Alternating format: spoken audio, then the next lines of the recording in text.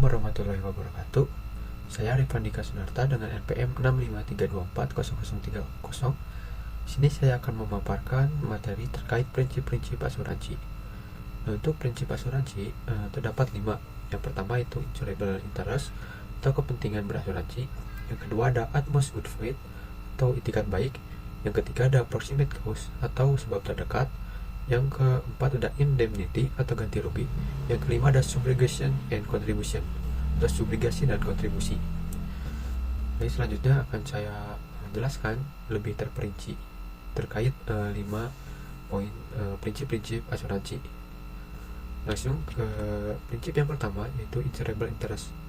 Jadi insurable interest adalah terdapatnya hubungan keuangan dari orang yang melakukan pertanggungan terkait barang yang dipertanggungan. Misalnya jadi kita bisa dikatakan mempunyai insurable interest ketika kita mengeluarkan uang untuk barang yang dipertanggungan. Contohnya saya mengasuransikan sebuah handphone dengan membayar premi sebesar 1 juta. Nah, ketika saya membayar premi, maka saya dapat dikatakan mempunyai kepentingan asuransi karena saya mengeluarkan uang untuk barang yang dipertanggungan itu. Maka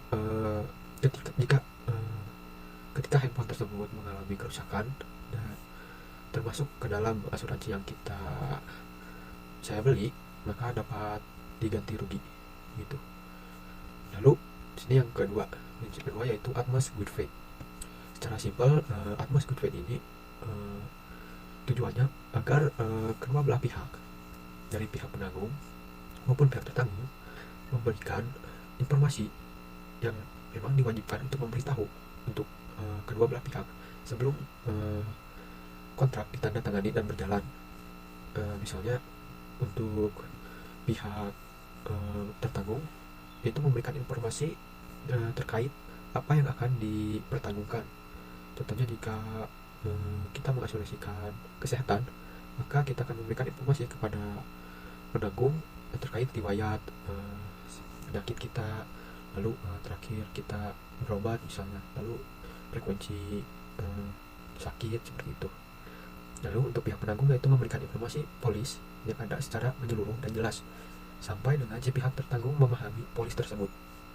Begitu untuk utmost good faith atau prinsip kedua. Lalu yang ketiga ada proximate cause atau sebab terdekat.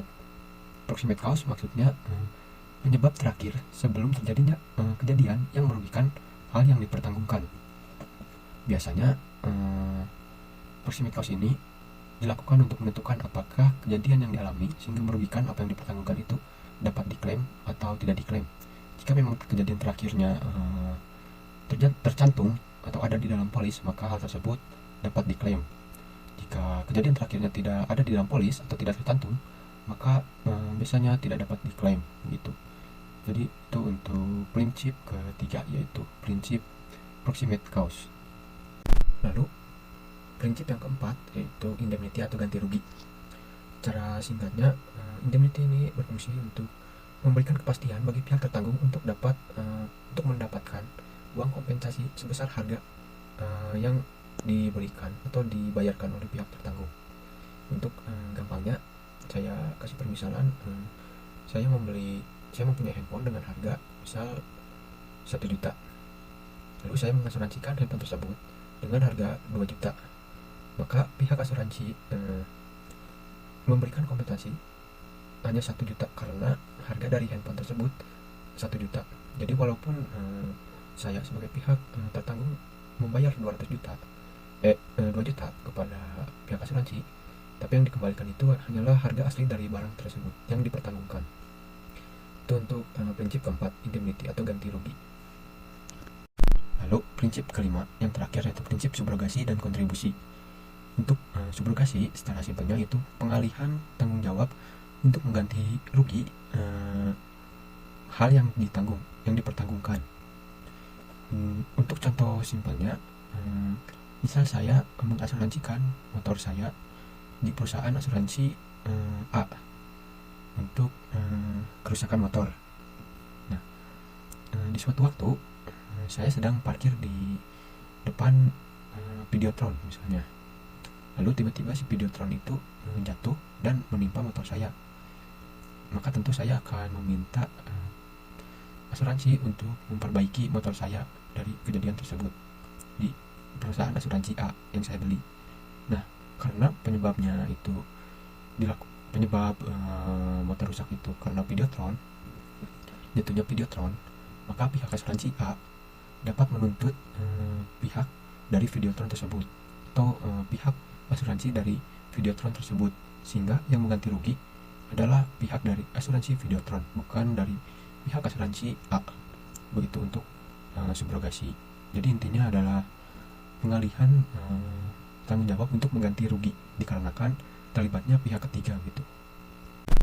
Lalu terakhir, kontribusi. Secara singkatnya, kontribusi ini ketika pihak tertanggung mempertanggungkan suatu hal kepada beberapa penanggung.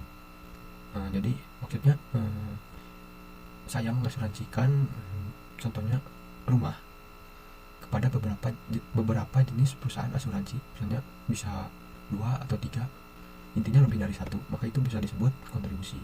Nah, di kontribusi ini sendiri, jika kesepakatannya itu dari 3 jenis perusahaan dibuat menjadi satu kesepakatan, maka itu disebut CO insurance. Jika dibuat kesepakatan masing-masing, maka itu asuransi sendiri-sendirilah seperti sebelumnya gitu. Sekian yang dapat saya sampaikan. Mohon maaf jika banyak salah dan terlalu lama. Mungkin sekian. Wassalamualaikum warahmatullahi wabarakatuh.